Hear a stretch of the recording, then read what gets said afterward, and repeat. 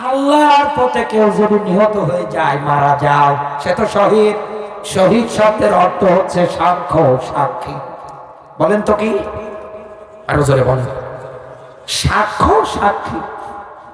শহীদ যারা হয়, কোরআনের ভাষা ওয়ালা তাকুলু, আল্লাহ পাক বলেন খবরদার এদের মৃত বলবে না, বরং এরা জিন্দা।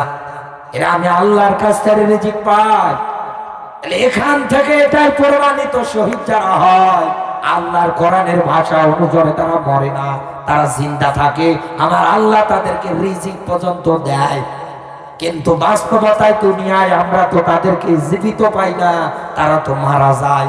কথা বলেন, তারা তো মারা যায়। একটা মানুষ যদি শাহাদাতের মর্যাদা পায়, তাকে বিনা গোসলে দাফন করানো হয়, কবরের মধ্যে রেখে আসা হয়। দূর দূরান্ত লোকজন এসে তার কবরের মধ্যে মাটি দিয়ে দিয়ে যায়। তাহলে এই জায়গার মধ্যে আমার প্রশ্ন এখন আপনার কাছে, আল্লাহ যে বললেন বন্ধু হিসাবে 3 নম্বরে শহীদরা তোর বন্ধু হবে। এখন আল্লাহর ভাষায় সে তো জীবিত থাকে, কিন্তু বাস্তবতায় সে যদি মারা যায়, সে শাহাদত পেয়ে হোক আর যে অবস্থায় হয় হোক, তাকে আমরা কবরে রেখে আসবো। শতবার ওনার কবরের পাশে গিয়ে ডাকলে উনি আমার একটা কথারও জবাব দেবে না, উনি আমার একটা কথাও শুনবে না, উনি কবরে থাকবে। এনাকে আমি যতই ডাকি না কেন কোনো লাভ নেই। বন্ধুত্বের হাত বাড়ানোর জন্য বললে উনি আর একটা বারের জন্য আপনার কথার জবাব দিতে পারবে না। তাহলে এই জায়গায় আল্লাহ এই রকম ব্যাখ্যাটা কেন দিলেন?